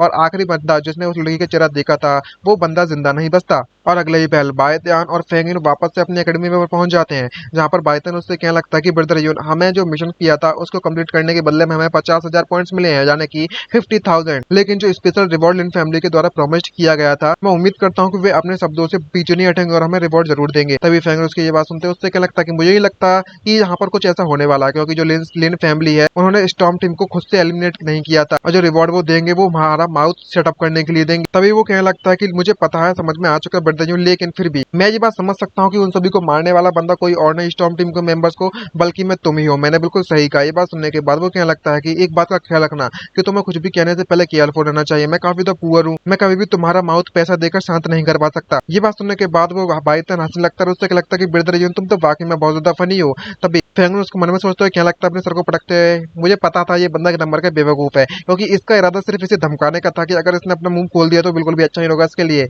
लेकिन ये तो कुछ और ही समझ रहा है। तभी नेक्स्ट सीन में हमें फेंगन को उसके कमरे में दिखाया जाता है, जिसके हाथों में वही युवान एनर्जी होता है, स्टोन होता है, और वो बताता है इसके बारे में कि जो यहाँ पर जो जिस टाइप का जो ओर है, जो स्टोन है ना, जैसा कि इसके नाम से बताया गया है, इसके अंदर बहुत ज्यादा युवान एनर्जी मौजूद है। और युवान एनर्जी स्टोन को 3 भागों में बांटा गया है, 3 ग्रेड्स में बांटा गया है, लो, मिड एंड हाई। लो युवान एनर्जी की बात करें तो इसकी प्योरिटी होती है 20 से 40% की, और मिड युवान एनर्जी के स्टोन के बारे में बात करें तो उसकी प्योरिटी होती है 40 से 60% की, और हाई युवान एनर्जी स्टोन की जो एनर्जी प्योरिटी होती है वो 60 और या फिर उससे अबव की होती है। और जो युवान एनर्जी स्टोन मेरे हाथों में इस वक्त मौजूद है, उसकी जो प्योरिटी है वो कम से कम 70% या फिर उससे ज्यादा की है। मानना तो पड़ेगा कि मेरे हाथ में एक खजाना लग चुका है। अगर यहाँ पर किसी को इसके बारे में पता चल गया तो सनशाइन स्टार बेस है, वहाँ पर जितने भी एक्सपर्ट हैं वो इसके लिए फाइट करने पड़े, कूद पड़ेंगे। अब मुझे समझ में आया कि आखिरकार ये स्टॉर्म टीम है, उसने इसे चुरा कर क्यों रखा हुआ है। तभी फेंगन स्टार मार्केट में पहुंच जाता है, जहाँ पर मनमत सोचते हुए कह रहा होता है कि स्टॉर्म टीम के पास 100 मिलियन युआन के पास तो कुछ पैसे थे, और इन फैमिली की जो सील मुझे मेरा मुंह बंद करने के लिए इन फैमिली तो पैसा देगी, जो पास्ट में जो मैंने पैसा अर्न किया है टोटल मिलाकर मेरे पास लगभग कम से कम 170 मिलियन हो चुके हैं। भाई हम तो गरीब है साला, हमारे पास पैसा ही नहीं है। ये बंदा तो भाई घर खरीदने के लिए जा रहा है और हमारे पास तो भाई मोबाइल खरीदने तक के पैसे नहीं है। खैर वो सब छोड़ो, मन में सोचते हुए क्या लगता है कि भले ही जो मेरे पॉइंट है वो 1 लाख तक पहुंच चुके हैं, उसमें से 10,000 उसने बायतियान को दे दिए थे, लेकिन मैं फिर भी ये जानना चाहता हूँ कि मेरे लिए इतने पैसे काफी होंगे घर खरीदने के लिए। तभी वो उस रेजिडेंस पर पहुंच जाता है, जहाँ पर एक लड़की उसको वेलकम करती है, और वो देखती है कि वो किस तरीके से फेंगयून यहाँ पर स्टार सन अकेडमी के स्टूडेंट की ड्रेस पहना हुआ है, और कहने लगती है मन में सोचते हुए कि ऐसा पॉसिबल हो सकता है कि ये कोई बिग फैमिली का इलाइट मेंबर्स हो। लेकिन ये कितनी पिटी वाली बात है कि ये बंदा कुछ ज्यादा ही जवान है, कुछ ज्यादा ही छोटा है, और कर ज्यादा छोटा है। आई मीन हाइट में छोटा, हाइट में भी छोटा है और वैसे भी उम्र में भी छोटा है, इस तरीके से वो कहना चाहती है। वरना और कहती है अगर ऐसा नहीं होता तो शायद मैं इसको पटा लेती कब का। और तभी वो अपना इंट्रोडक्शन देती है और उससे लगती है मैं एक सेल्स पर्सन हूँ जियाओ यूए, मैं आपको सर्व करना चाहूंगी सिंसियरली, आप बताइए आपको क्या चाहिए। वो मन में सोचते हुए कहने लगता है इसको देखते हुए कि इसका जो एटीट्यूड हुआ था इतना बुरा भी नहीं था।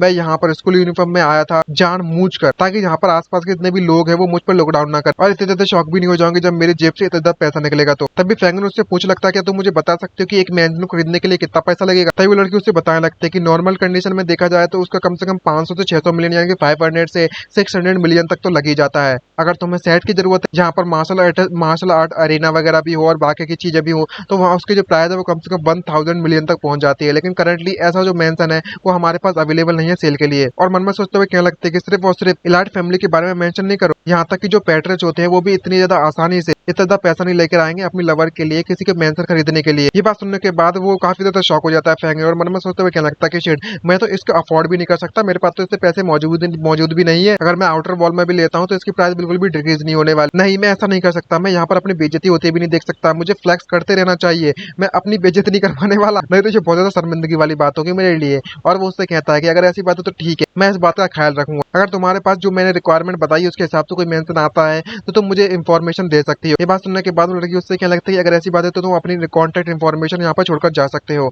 और मन में सोचते वो लड़की भी कहने लगती है कि ऐसा पॉसिबल हो सकता है कि ये बंदा किसी रिच फैमिली से आया हुआ है, मुझे ये मौके का फायदा उठाना चाहिए और इस लड़के को अपने चंगल में फंसा लेना चाहिए, अपने चार्म में। खैर वो सब एक मजाक था और कुछ नहीं, लेकिन इसने सोचा जरूर था इस बारे में, ये बात सच है। उदास होकर वहां से जाते हुए मन में सोचते हुए क्या लगता है फेंगन करंटली मैं यहाँ पर एक हाउस को भी नहीं खरीद सकता, इसका मतलब मेरा जो ऑर्फनेज है उनके सभी मेंबर्स को इनर सिटी में भी ट्रांसफर नहीं कर सकता। चलो सबसे पहले तो जो 100,000 युआन है वो डीन को ट्रांसफर कर देता हूँ पहले। मुझे इस इनर सिटी में आए हुए कम से कम 2 महीने गुजर चुके हैं और मैंने आसपास बिल्कुल भी नहीं घूमा इस 2 महीने के दौरान। कुछ पता शायद मुझे यहाँ पर कोई एक्सपर्ट मिल जाए प्रोजेक्ट करने के लिए। ये बात सुनने के बाद सिस्टम लेडी उससे कहने लगती है कि तुम कुछ ज्यादा ही सोचने में लगे हुए हो, मुझे पता है कि यहाँ पर स्ट्रीट में मार्शल आर्टिस्ट घूमने में लगे हुए हैं, लेकिन सभी के सभी कचड़े हैं कचड़े। लेकिन जो रैंक 3 बेस है यहाँ पर कई सारे ऐसे मार्शल आर्टिस्ट होंगे गिल्ड में, तुम वहाँ पर जाकर देख सकते हो और अपना किस्मत को ट्राई कर सकते हो। ये बात सुनने के बाद वो मन में सोचते हुए क्या लगता है कि मैं वाकई में हाई रैंक के बिजनेस पे जाना चाहता हूँ। और यहाँ पर इतना ही नहीं बल्कि मैं जो एल्केमी है और जो ब्लैक स्मिथ गिल्ड है और तो और एरे गिल्ड है और कई सारे एट्रीब्यूट मार्शल आर्टिस्ट है, उन सभी को प्रोजेक्ट करना चाहता हूँ। ये बात सुनने के बाद सिस्टम लेडी चिल्लाती है और उससे कहने लगती है कि तुम्हें अपने आप पर पेशेंस रखना चाहिए, तुम इतने ज्यादा स्ट्रॉन्ग नहीं बने हो, तुम्हारा जो एनिमी है वो तुमसे भी ज्यादा स्ट्रॉन्ग है, तो तुम्हें लो की रहने की बहुत ज्यादा जरूरत है और हम्बल भी होने की जरूरत है। ये बात सुनने के बाद फेंगनोस से लगता है ठीक है तुमको ज्यादा ही लेक्चर दे रही है यार। दूसरी तरफ स्टॉर्म बेस का सीन दिखाया जाता है। यहाँ पर कई सारे लोग उसके पास आ जाते हैं, उस जगह पर अचानक से टेलीपोर्ट होकर आते हैं और कहने लगते हैं कि शिट, हमें लगता है कि हम लोग यहाँ पर काफी ज्यादा लेट हो चुके हैं, हमें तो उसके बारे में पता भी नहीं चला कि यहाँ पर स्टॉर्म टीम को इस तरीके से एडिट कर चुका है, पूरी तरीके से निपटा दिया जा चुका है। तब दूसरा बंदा क्या लगता है कि तुम्हें तो जल्दबाजी नहीं करनी चाहिए, हमने इस तरीके से एक्सपेक्ट करके रखा हुआ था कि यहाँ पर कुछ ना कुछ तो जरूर होगा जब हमने इस स्ट्रॉन्ग होल्ड को बनाया था। तभी बंदा जोर से एक पंच मारता है जमीन में, जहाँ पर वो जमीन टूट जाती है और उस जमीन में से एक अजीब तरीके के बॉक्स बाहर निकालता और उस बॉक्स में से एक कार्ड निकालता और तभी उस कार्ड को अपने हैंड की वॉच में डालने लगता है। तो ये कार्ड एक मेमोरी कार्ड की तरह है, जैसे वो उसमें डालता है तो उसमें सारी की सारी इंफॉर्मेशन दिख जाती है, किसने इससे फाइट की, कैसे इससे फाइट की। जिसको देखने के बाद एक वो बंदा चिल्लाते हुए क्या लगता है कि चिड़, ये बास्टर्ड फिर से आ गया। तभी दूसरा वाला बंदा क्या लगता है कि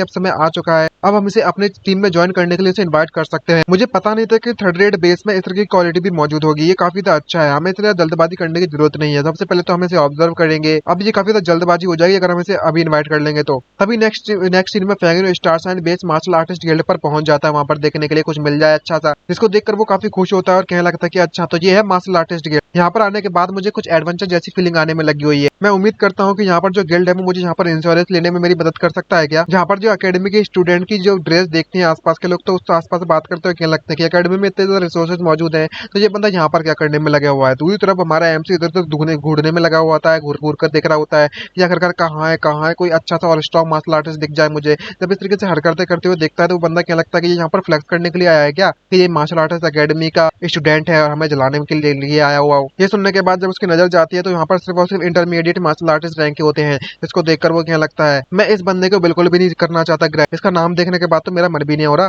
तभी अचानक से वो किसी चीज को नोटिस करता है, यहाँ पर एक बंदा आ रहा होता है और सभी लोग कह रहे होते हैं कि ये बंदा तो ली कुआन है। मैंने सुना है कि इसने एक बार रैंक 3 के रैंक 6 के व्हाइट वुल्फ किंग को मारा है और वो भी अपनी फास्ट वर्ड से, और ये बंदा काफी ज्यादा स्ट्रॉन्ग भी है। और जैसे ही फैंगिन उस प्रोजेक्ट कर इसकी सारी डिटेल्स देखता है तो वो काफी ज्यादा खुश हो जाता है और सिस्टम लेडी भी उसे बताने लगती है कि इस बंदे के पास दोनों ही एट्रीब्यूट्स मौजूद हैं, fire attributes and sword talent. अब समझ में आया कि आखिरकार किस तरीके से इसने रैंक 6 के फ्रीसेस बीस्ट को मारने में कामयाब रहा था। तुमने बिल्कुल सही कहा, जो रैंक 6 के फ्रीसेस बीस्ट होते हैं वो काफी ज्यादा स्ट्रॉन्ग होते हैं हाई रैंक मार्शल आर्टिस्ट के मुकाबले में, बराबर मतलब कह सकते हो। और यूजुअली देखा जाए अगर कोई बंदा मार्शल आर्टिस्ट रैंक 6 के फ्रीसेस बीस्ट के साथ फाइट करता है तो वो बंदा हारा जाता है। सिर्फ और सिर्फ लिu कॉन जैसे लोग जिनके पास 2 टैलेंट मौजूद है, सिर्फ वही लोग उसको मारने में कामयाब रहेंगे। ऑफ कोर्स फैंगिन तुम भी ऐसा कर सकते हो। ये बात सुनने के बाद फैंगिन मुस्कुराता है, जैसे जिसको देखकर लिu कॉन बहुत ज्यादा सरप्राइज हो जाता है और मन में सोचते हुए क्या लगता है लिu कॉन आखिरकार ऐसा क्यों लग रहा है जैसे कि बहुत ज्यादा पावरफुल बंदा मुझे घूरने में लगा हुआ हो। क्या यहाँ पर कोई हाई रैंक का मार्शल आर्टिस्ट मौजूद है? नहीं, मुझे लगता है कि यहाँ पर पीक रैंक का मार्शल आर्टिस्ट मौजूद है। तभी हमें अगले पल में दिखाया जाता है कि फैंगिन यहाँ पर ग्राइंड करना चालू कर देता है अपने आप को,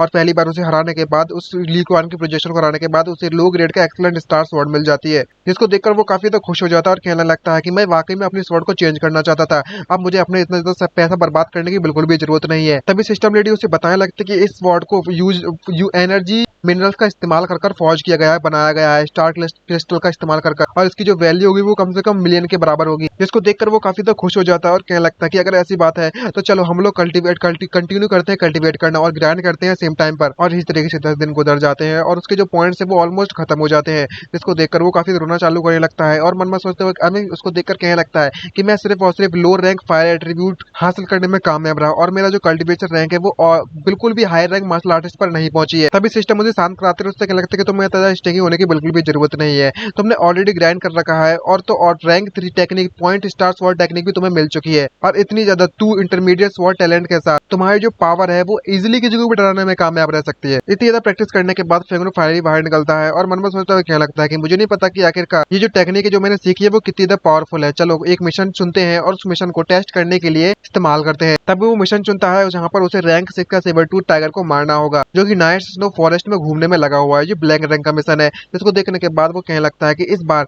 मैं ब्लैक रैंक का मिशन चुनने वाला हूँ, और तो और प्रीशियस बीस्ट की जो मटेरियल्स है मैं इनका इस्तेमाल कर सकता हूँ कुछ पैसे कमाने के लिए, और सेबर टूथ जो टाइगर है वो already peak rank martial artist पर पहुंच चुका होगा, कम से कम इतना पावरफुल तो होगा ही। और उसके जो मटेरियल्स है वो उसकी कीमत भी ज्यादा होगी। और नेक्स्ट सीन में नाइट स्नो फॉरेस्ट पर पहुंच जाता है कोल्ड जोन में वो, और वहां पर आने के बाद कई सारे बीस्ट को मारता है और क्या लगता है कि फाइनली मैंने यहाँ पर फ्रीली घूम सकता हूँ उस कोल्ड जोन के अंदर, और कोई भी मुझे डिस्टर्ब करने के लिए नहीं आ सकता। चलो देखते हैं कि आखिरकार मेरा जो शिकार है वो कौन चुराने की हिम्मत दिखाता है मेरे सामने। अगर मुझे पता था कि यहाँ पर ऐसा चीज होगी तो मुझे शायद यहाँ पर और भी ज्यादा बड़ा बैग लेकर आना चाहिए था, लेकिन मेरा बैग तो वाकई में बहुत ज्यादा छोटा है। तभी वो सिस्टम लेडी से पूछ लगता है, क्या तुम मुझे बता सकती हो मेरा मिस मिरर, क्या इस वर्ल्ड में स्पेस बैग जैसा या फिर स्पेस रिंग जैसा कुछ चीज मौजूद है? ये बात सुनने के बाद वो उसे बताते कि ऑफ कोर्स ऐसा मौजूद है, क्योंकि जो एरे मास्टर है उन्होंने रिसर्च कर रखा हुआ है स्पेस एरे में। और यहाँ पर सिर्फ इतना ही नहीं बल्कि मैं यहाँ पर rare space attribute talent martial artist भी मौजूद है। लेकिन ये कितनी ज्यादा पिटी वाली बात है, तुम इस जैसे थर्ड रेट बेस पर बिल्कुल भी नहीं ढूंढ पाओगे इन जैसे लोगों को। ये सुनने के बाद फेंगन उससे क्या लगता है कि ये तो काफी ज्यादा अच्छा हुआ कि मैं यहाँ पर ग्राइंड कर सकता हूँ और कई सारे टैलेंट को हासिल कर सकता हूँ। तभी जाते जाते उसे वो किसी चीज को नोटिस करता है, यहाँ पर बहुत ज्यादा एनर्जी उसे महसूस हो रही होती है। और यहाँ पर उस तरह देखते हुए क्या लगता है कि ये तो मुझे युवान एनर्जी की वेव्स महसूस हो रही है मेरे सामने से।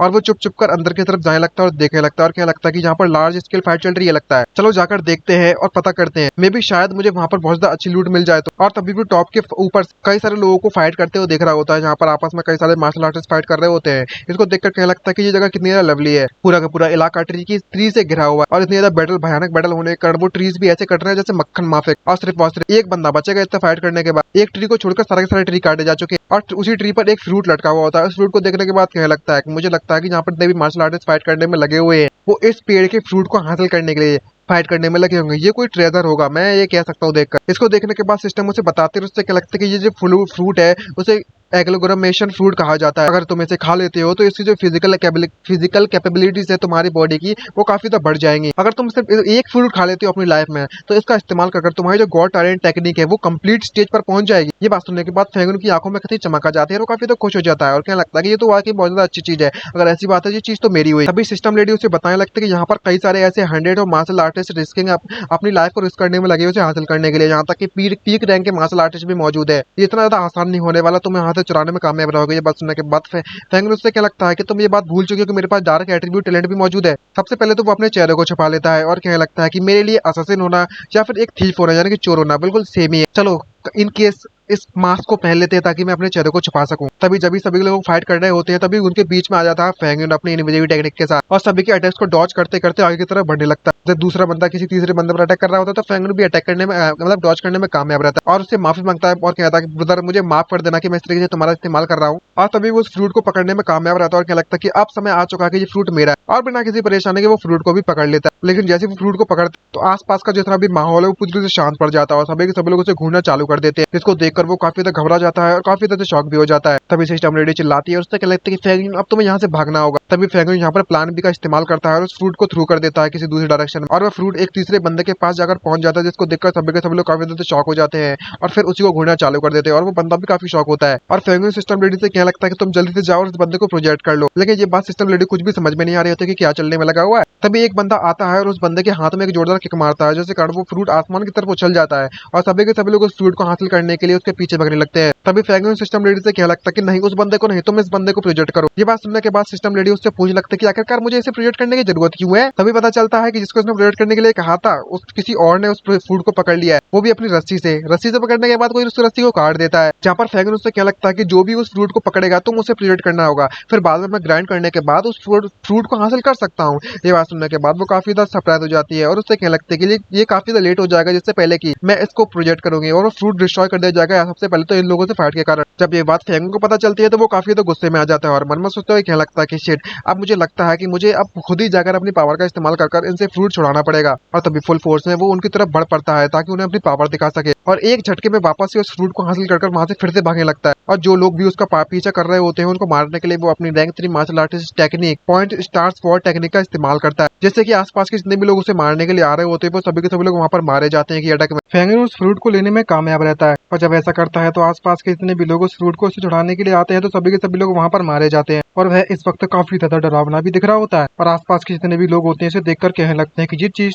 वाकई में बहुत ज्यादा डरावनी थी, बढ़िया है कि हम लोग उसे डायरेक्टली फाइट करने के लिए नहीं गए। आखिरकार इस बंदे ने यहाँ पर कितने लोगों को मारा है। तभी एक बंदा आकर उसको शांत कराता है और उससे क्या लगता है कि यंग मास्टर, मुझे लगता है कि ये हमारे लिए बेटर है कि हम लोग उसके मैटर में ना फंसे और हम लोग अपने घर पर वापस चले जाते हैं, अपने काम पर। जल्दी से जाकर हम लोग प्रेसिडेंट से मिल जाते हैं। शायद उन्हें सेबर टूथ टाइगर अभी तक मिल चुका होगा। और जिस बंदे ने फेंग यून को फाइट करते हुए देखा है, उसके बॉडी बिल्कुल भी काम नहीं कर रही होती उसको इस तरीके से देखने के बाद, और कहने लगता है कि तुम बिल्कुल सही कह रहे हो, हम इस जगह से जितना जल्दी हो सके उतना जल्दी यहाँ से निकल जाए, उतना ही ज्यादा हमारे लिए बेटर रहेगा। प्लीज मेरी मदद करो, मेरे जो पैर हैं बिल्कुल भी काम नहीं कर रहे हैं यहाँ पर। तभी फेंग यून उस फ्रूट को लेकर अपने बैग में रख लेता है कलेक्ट करने के लिए। और जब वैसा कर रहा होता है तभी सिस्टम लेडी बाहर निकलती है और उससे कहने लगती है कि फेंग यून, जल्दी से एक ऐसी जगह ढूंढो जहाँ पर बहुत ज्यादा सुरक्षित हो, और उस जगह पर जाने के बाद इस फ्रूट को फटाफट से तुम खा लो, ताकि यहाँ पर तुम्हारे लिए जो अनवांटेड ट्रबल्स है वो वहाँ पर नहीं आए। ये बात सुनने के बाद फेंग यून उससे कहने लगता है क्या ऐसा पॉसिबल है कि जो फ्रूट की लाइफ स्पॉन है वो काफी ज्यादा छोटी है।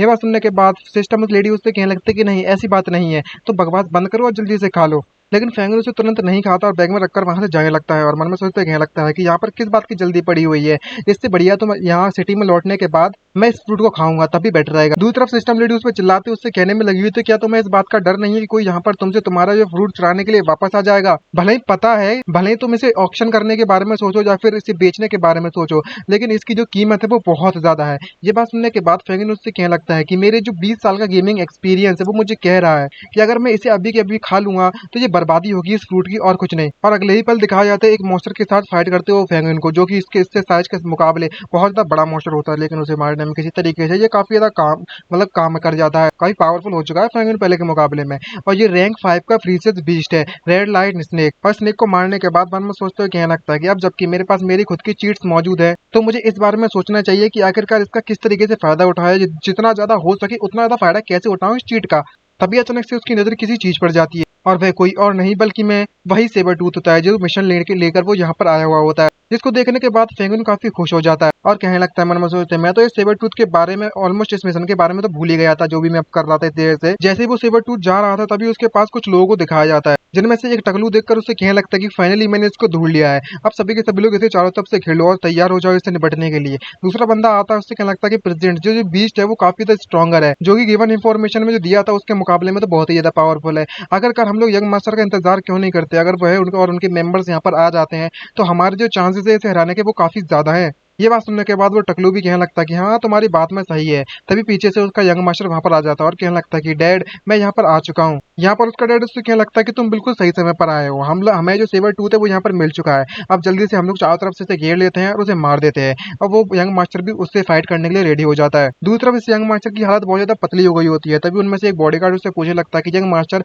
आपका जो चेहरा है वो इतना तो उड़ा उड़ा क्यों लग रहा है। तभी वो यंग मास्टर जैसे ही सामने देखता है तो उसके पसीने छूट जाते हैं और घबराते घबराते कहने लगता है कि ये वही बंदा है, ये वही बंदा है। और उसकी इतनी फट जाती है ना कि वो भाई वहां से मूव तक नहीं कर पाता। और तभी फेंग यून को वहां से उड़ते हुए दिखाया जाता है तो कहने लगता है कि ये कस्ट्यूम, ये हाइट, मैं गारंटी के साथ कह सकता हूँ कि ये वही बंदा है। मैं इस बात को लेकर श्योर हूँ कि ये वही है जिसने अभी अभी हमसे उस सब इतने ज्यादा लोगों को मारा है और मैं बचकर आया हूँ वहां से। और जैसे सेबर टूथ आगे जाने के लिए होता है तभी फेंग यून उसके सामने आकर कूद जाता है। तभी उसका डैड उससे पूछने लगता है कि आखिरकार तुम बताओ, ये तुम इस बंदे को जानती हो क्या, वो तुम्हारा दोस्त है क्या। और मुझे ये समझ नहीं आ रहा है कि आखिरकार ये बंदा जो इसके सामने खड़ा हुआ है वो मूव क्यों नहीं करने में लगा हुआ है। आफ्टर ऑल जो सेबर टूथ टाइगर है वो काफी ज्यादा स्ट्रॉन्ग है, पीक रैंक का मार्शल आर्टिस्ट है। क्या ऐसा पॉसिबल हो सकता है कि ये बंदा उसके सामने जाकर इतने ज्यादा डर चुका है कि उसकी बॉडी ने भी इसका साथ छोड़ दिया, ये बिल्कुल भी मूव नहीं कर पा रहा है और पूरी तरीके से फ्रोज हो चुका है उसी स्पॉट पर। अगर ये एक ऐसा बंदा है जिसे तुम जानते हो तो हमें लगता है कि हमें जाकर उसकी तुरंत मदद करनी चाहिए। तभी यंग मास्टर उसके अपने डैड को रोकता है, उससे क्या लगता है कि नहीं, हमें उससे गुस्सा नहीं दिलाना चाहिए। तभी फेंग यून बोलता है सब कुछ डन हो चुका है। और मन में सोचते हुए क्या लगता है कि जो सेबर टूथ टाइगर है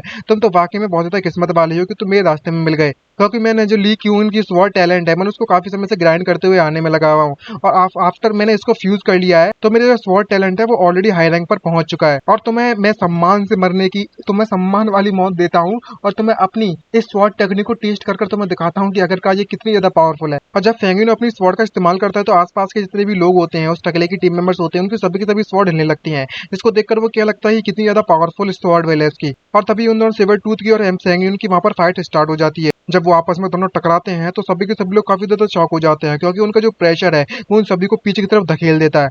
लेकिन दूसरी तरफ दिखाया जाता है कि उस सेबर टूथ के मुंह से खून निकलने लगता है और फेंग यून उसे हराने में कामयाब रहता है। तभी इस टकलू का डैड यानी कि यंग मास्टर अपने डैड से कहता है कि हमें यहाँ से भाग जाना चाहिए, ये पर्सन ऑलरेडी रैंक फोर्स के फ्रीजर बीस्ट को अकेले मार सकता है, वो भी सिर्फ और सिर्फ अपनी स्वॉर्ड से, स्वॉर्ड वेल का इस्तेमाल करके ही मार सकता है। ये बात सुनने के बाद उसका डैड उससे कहने लगता है कि बेवकूफ बच्चे, यही तो हमारा मौका है, इस समय पर हमें कनेक्शंस बनाने चाहिए इन जैसे लोगों के साथ। अगर वाकई में इसे, अगर ये बंदा वाकई में हम लोगों को मारना चाहता था तो शायद हम यहाँ से भागने में कामयाब भी नहीं रहेंगे। तो मैं क्या ही बताऊं हमें। तभी फेंगुइन सिस्टम लीडर से कहने लगता है कि मैं इससे ढंग से फायर कर पाऊँ, इससे पहले ही ये बंदा आई मीन ये सेबर टूथ मारा गया, मैं तो ढंग से एंजॉय भी नहीं कर पाया। तभी सिस्टम लेडी उससे कहने लगती है कि तुम्हारा जो स्वॉर्ड टैलेंट है जो कि फ्यूज हो चुका है, वो 3 इंटरमीडिएट रैंक स्वॉर्ड टैलेंट है जो कि काफी ज्यादा स्ट्रॉन्ग है। ये कितनी ज्यादा पिटी वाली बात है कि इस तरीके के जो मूव है वो तुम्हारा किलर मूव नहीं हो सकता। इसको सुनने के बाद फेंगुइन काफी ज्यादा खुश हो जाता है और मन में सोचते हुए कहने लगता है कि जो सेबर टूथ का जो टूथ है, जो दांत है, वो मुझे मिल चुका है फाइनली। अब मैं फाइनली इसका इस्तेमाल पॉइंट्स को ट्रेड करने के लिए कर सकता हूँ। और तो और इसके फर का, फ्लैश का और बोन का काफी ज्यादा वैल्यूएबल आइटम्स है इसके पास। और ये काफी ज्यादा पिटी वाली बात हो गई अगर मैं इन्हें खुद थ्रो कर देता हूँ। तभी पीछे से कोई आकर बुलाता और कहने लगता है कि हे ब्रदर,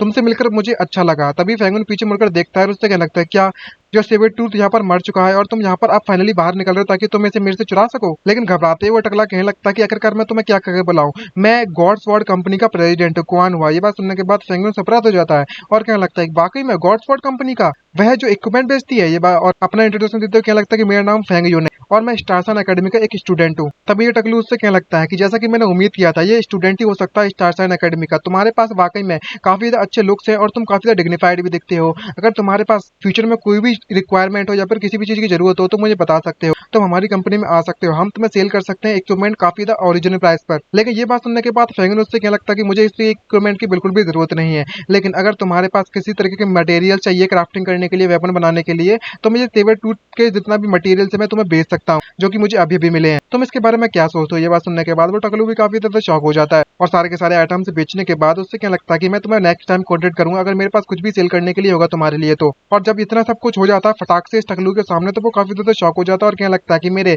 बिजनेस के 20 साल की एक्सपीरियंस में ऐसा मेरे साथ पहली बार हो रहा है जब मुझे ऐसा महसूस हो रहा है जैसे कि मुझे किसी के द्वारा स्कैम कर दिया गया हो। बताओ, बिजनेस में स्कैम हो गया इसके साथ। और तभी फेंगुइन फाइनली वापस आ जाता है और काफी खुश होता है और कहने लगता है कि फाइनली मैंने इस मिशन को कंप्लीट कर लिया है, अब समय आ चुका है कि उस फ्रूट को मैं खाऊं। और तभी उसके जो 3 क्लासमेट्स होते हैं, मेंबर्स होते हैं, वो तीनों के तीनों ये बात जानकर काफी ज्यादा खुश होते हैं कि ब्रदर फेंगुइन यहाँ पर वापस आ चुका है और कहते हैं ब्रदर ने वापस आ चुका है, फाइनली उसने हमें इन्वाइट किया है। और तभी हमें डॉर्मेट्री का सीन दिखाया जाता है जहाँ पर वो तीनों के तीनों भगते हुए फेंगुइन के पास आते हैं और उससे कहने लगता है कि आखिरकार तुम हमें क्यों बुला रहे, क्यों ढूंढ रहे थे हमें। तभी फेंगुइन उससे कहने लगता है कि रिसेंटली मैं नाइट स्नो फॉरेस्ट की तरफ गया था और मैं तुम्हारे लिए कुछ गिफ्ट्स लेकर आया हूँ। और वो बाईतियान को एक डब्बा पकड़ाते उससे कहने लगता है कि ये तुम्हारे लिए है। ये बात देखने के बाद वो काफी खुश हो जाता है और उससे कहने लगता है कि तुम तो वाकई में बहुत ज्यादा जनरस हो ब्रो। लेकिन जैसे ही वो उस बॉक्स को पकड़ने की कोशिश करता है तो वो तुरंत उसे रोक देता है फेंगुइन और काफी डरावनी वाली स्माइल मारते उससे कहने लगता है कि मुझे लगता है कि मैंने किसी गलत बंदे को दे दिया है, ये पक्का पक्का मैं यांग त्यान के लिए लेकर आया था। और तभी उसे डब्बा देते उससे कहने लगता है कि तुम जल्दी से इसे पकड़ो और वापस जाकर इसे खोलना,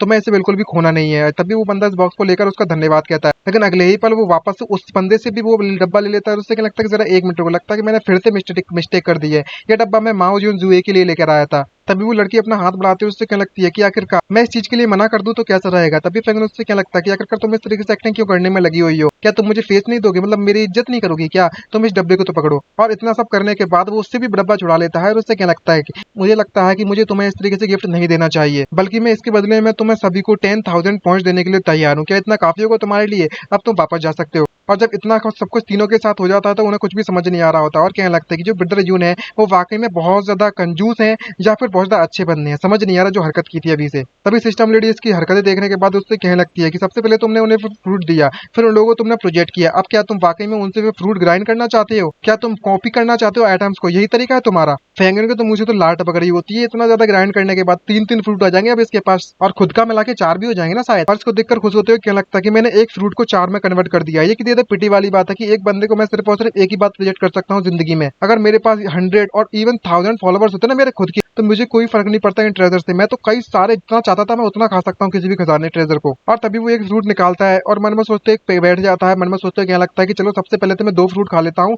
और बाकी की जो तो 2 फ्रूट है उनमें से एक को मैं कॉपी करके रख लूंगा और एक को मैं पैसों के लिए बेच दूंगा जब मुझे इसकी जरूरत पड़ेगी तब। और जैसे ही वो उस फ्रूट को खाता है तो वो उसे थोड़ा सा खट्टा लगता है और कहता है कि ये मीठा नहीं है बिल्कुल भी। लेकिन अचानक से उसके शरीर में कुछ अजीब सा पेन होने लगता है और उसके शरीर में ज्यादा एनर्जी आने के कारण वो जोर से चिल्लाता है और बहुत ज्यादा एनर्जी निकलती है और काफी ज्यादा पेन में लग रहा होता है। इसका चेहरा देखकर तो सैफ लग रहा है और कहता है मन में सोचते हुए कि मुझे ऐसा महसूस हो रहा है जैसे कि मुझे कोई बहुत बहुत मात्रा में कोई हथौड़े से मारने में लगा हुआ है और मेरी हड्डियां बार बार टूट रही हैं और बार बार बन रही हैं और इसी तरीके से ये प्रोसेस चलती जा रही है। मुझे नहीं पता कि आखिरकार ये जो प्रोसेस है वो कितनी बार हो चुकी है और कितनी बार जाएगी। यहाँ तक ये चीज है वो डार्क बनती जा रही है इतनी जल्दी, वो भी मुझे महसूस होने में लगा हुआ है जैसे कि इटरनल होने लगी है। ये काफी ज्यादा डरावनी चीज है मेरे लिए। चलो भूल जाओ इसके बारे में तो ही बेटर रहेगा। मेरे पास अब इतनी हिम्मत नहीं बची है कि मैं दूसरा फ्रूट इसके सामने खा सकूं। और इसकी फट जाती है और तभी वो अपना फ्रूट स्पेस में डालकर आई मीन सिस्टम को देकर उसके अपने जैसी खड़ा होता है तो उसके कपड़े वहीं पर फट जाते हैं और उसके आसपास जैसी कहीं भी चोट लगती है तो उसकी जो एनर्जी होती है वाटर एट्रीब्यूट वाली वो उसको हिल करना चालू कर देती है वापस से। तभी सिस्टम आकर उससे कहने लगती है कि तुम्हारी जो गॉड टायरेंट टेक्निक है वो ऑलरेडी कंप्लीट स्टेज पर पहुंच चुकी है।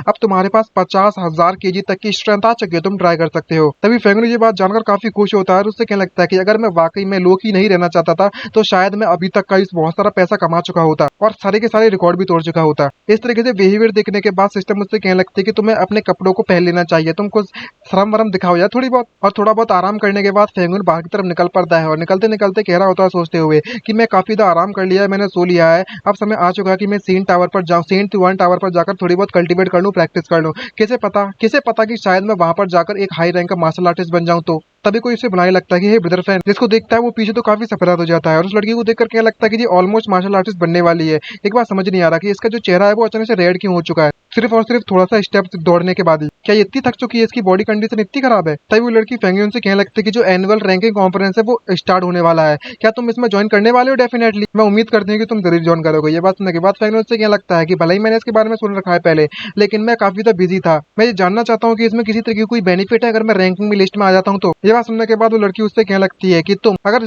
फर्स्ट रैंक पर आ जाते हो तो कई सारे लोगों के द्वारा इस अकेडमी में तुम्हारा एडमायर किया जाएगा, तुम काफी फेमस हो जाओगे। ये बात सुनने के बाद फेंगुन मना कर देता है और कहने लगता है कि मुझे फेम वेम की नहीं पड़ी है बिल्कुल भी। लेकिन वो लड़की हार नहीं मानती और उससे कहने लगती है कि तुम वहाँ स्ट्रॉन्ग स्टूडेंट के साथ स्पेयर यानी कि फाइट कर सकते हो। तभी फेंगुन कहने लगता है कि मुझे फाइट करना बहुत बिल्कुल भी पसंद नहीं है। लेकिन वो लड़की हार नहीं मानती और उससे कहने लगती है कि सिर्फ इतना ही नहीं बल्कि मैं अगर तुम फर्स्ट रैंक पर आ जाते हो तो तुम्हें यहाँ की अकेडमी की सबसे ज्यादा बेस्ट डॉर्मेटरी मिलेगी और हर दिन तुम्हें 10,000 पॉइंट्स मिला करेंगे तुम्हारे यूज के लिए। ये बात सुनने के बाद वो कहने लगता है कि ये तो कुछ भी नहीं। लेकिन जैसे ही उसे होश आता है कि अभी भी इसने क्या सुना तो वो काफी ज्यादा शौक होते चिल्लाते उससे कहने लगता है कि तुम्हारे कहने का मतलब है कि मुझे दिन का 10,000 पॉइंट्स मिलेंगे, वो भी फ्री के, वो भी बिना कुछ किए। ये बात सुनने के बाद वो लड़की उससे कहने लगती है कि हाँ तुमने बिल्कुल सही कहा, यही एक ऐसा बेनिफिट है जिसको लेकर तुम इतने एक्साइटमेंट भाई हो। ये बात सुनने के बाद वो काफी खुश हो जाता है और उससे कहने लगता है कि तुम्हें चिंता करने की जरूरत नहीं है, मैं तुम्हारी एक्सपेक्टेशन को बिल्कुल भी डिसअपॉइंट नहीं होने दूंगा, मैं कुछ भी होकर रैंकिंग में जरूर आऊंगा। तभी वो लड़की कहती है कि जब टाइम आएगा तब जीतना काफी ज्यादा कठिन हो जाएगा, मैं उम्मीद करती हूँ कि तुम थोड़े बहुत रैंक में आ जाओगे। जो लोग मतलब ट्रेनिंग करने में लगे, जो स्टूडेंट वो जल्दी अपने मिशन कर कंप्लीट कर कल्टीवेट करने में लगे, जो बाहर वो जल्दी वापस आने वाले हैं। उनमें से लिवान युन कुन लुआन युन कू है इसका नाम। एग्जाम्पल के तौर पर ये एक सीनियर है जो कि किंग कॉन्ग इमोर्टल टेक्निक का इस्तेमाल करता है और इसे टायरेंट कहकर बुलाते हैं और इसकी बॉडी कल्टीवेशन वाकई में बहुत ज्यादा पावरफुल है। दूसरे नंबर पर आते हैं चैन शी फैमिली जो कि dual star sword senior Chan Zhuang Wing and Chan Zhuang Sheng इनके नाम से भी जाने जाते हैं। और उसके बाद आता है नंबर 3 इन पावर रैंकिंग में wind young master senior lose one. और तभी हमें एक नमूने को दिखाया जाता है जो कि वाटरफॉल के पास बैठकर कल्टीवेट कर रहा है और तभी अचानक से पता चलता है कि इसकी एनर्जी इसके बॉडी के चारों तरफ फिरने लगती है। तभी उसकी आंखें खुलती हैं और वो अपनी स्वॉर्ड टेक्निक का इस्तेमाल करता है और जैसे ही वो उसमें स्लैश मारता है तो वहां पर जो विंडफॉल होता है जो वाटरफॉल होता है जो ऊपर से गिरने में लगा हुआ है वो 2 हिस्सों में बट जाता है। ये देखने के बाद ये बंदा खुश होता है और कहने लगता है कि तुमने एक स्वॉर्ड का इस्तेमाल करके वाटरफॉल को 2 टुकड़ों में बांट दिया। फाइनली ब्रदर तुमने लर्न मतलब सीख लिया ये स्वॉर्ड विल। और बताया जाता है इसके बारे में कि ये पावर रैंकिंग नंबर 1 है, पास्टर का स्वॉर्ड जुओ शेंग, और ये हमारी इस अकेडमी के नंबर 1 पर आता है यानी कि टॉप का स्टूडेंट है। और इसी सरप्राइजिंग के साथ इसकी मैं एंडिंग करना चाहूंगा इस पार्ट की। अगर इस वीडियो आपको अच्छी लग रही हो तो चैनल को सब्सक्राइब एंड वीडियो को लाइक करना मत भूलिएगा और गाइस बेल आइकन को ऑल पे जरूर सेट कर दीजिएगा ताकि नोटिफिकेशन आप तक जल्द से जल्द पहुंचता रहे। और गाइस एक और बात बता दूं, कुछ लोग मेरी वीडियोस को अपने चैनल पर डाल रहे हैं अपना बताकर और लोग पूछते हैं कि ये तुम्हारा मेरा मतलब मुझसे पूछते हैं कि तुम्हारा कोई दूसरा चैनल है क्या। तो मैं साफ साफ बता देता हूँ उन लोगों को गाइस मेरा कोई दूसरा चैनल नहीं है जो यहाँ पर लिंक नहीं है। मेरे जितने भी चैनल है वो यहाँ पर लिंक्ड है, जैसा कि आप लोग देख सकते हो, ये आपको दिख रहे होंगे 1 2 3, ये सिर्फ मेरे यही 3 चैनल्स हैं जो कि यहाँ पर है। अगर कोई आपको लगता है कि मेरी वीडियोस कहीं जा रही है और आप पता लगाना चाहते हो कि ये मेरा ही चैनल है, कोई बैकअप चैनल है, तो आप लोग सीधे आकर यहाँ पर चेक कर लो होम पेज पे। जैसे आप होम पे क्लिक करो तो ये होम पर ना ये कनेक्टेड दिख जाएंगे आपको मेरे माय अदर चैनल नेम से सेक्शन में जो भी लिंक्ड है, तो इसका मतलब वो मेरा चैनल है। अगर इसके अलावा लिंक नहीं है तो वो मेरा चैनल नहीं है। और गाइस जो भी डाल रहा है, जो बंदा अगर वीडियो देख रहा है, तो गाइस मैं बता दूं, अगर तुम डालना चाहते हो डालो, मुझे कोई दिक्कत नहीं है। लेकिन गाइस आप ये बोलो कि सिर्फ आपकी वीडियो हो तो क्रेडिट देना तो बनता है। अगर नहीं दोगे तो भाई थोड़े बहुत एक्शन वगैरह ले सकता हूँ। मैं नहीं चाहता कि मैं किसी का नुकसान नहीं करवाना चाहता, मुझे पता है तुमने कैसे कैसे ग्रो किया, कैसे भी किया, लेकिन फिर भी यार तुम कम से कम झूठ तो मत बोलो। यूज कर रहे हो, यूज कर लो, कोई दिक्कत नहीं है। कम से कम झूठ तो मत बोलो यार। मैं ना ऐसा कुछ नहीं करना चाहता, कोई एक्शन नहीं लेना चाहता, मुझे पता कितनी मेहनत लगती है भाई। तो फिर भी मैं बता देता हूँ कि ये मेरे मेन चैनल सिर्फ यही है। तो उम्मीद करता हूँ कि वीडियो आपको सबको पसंद आई होगी। तो आप लोग थोड़ा बच के रहिएगा और बेल आइकन को ऑल पे जरूर सेट कर दीजिएगा सब्सक्राइब करने के बाद, ताकि नोटिफिकेशन आप तक पहुंचता रहे। तो आज के लिए इतना ही, मिलते हैं नेक्स्ट वीडियो में। बाय बाय, सी यू नारा एंड साइनिंग आउट।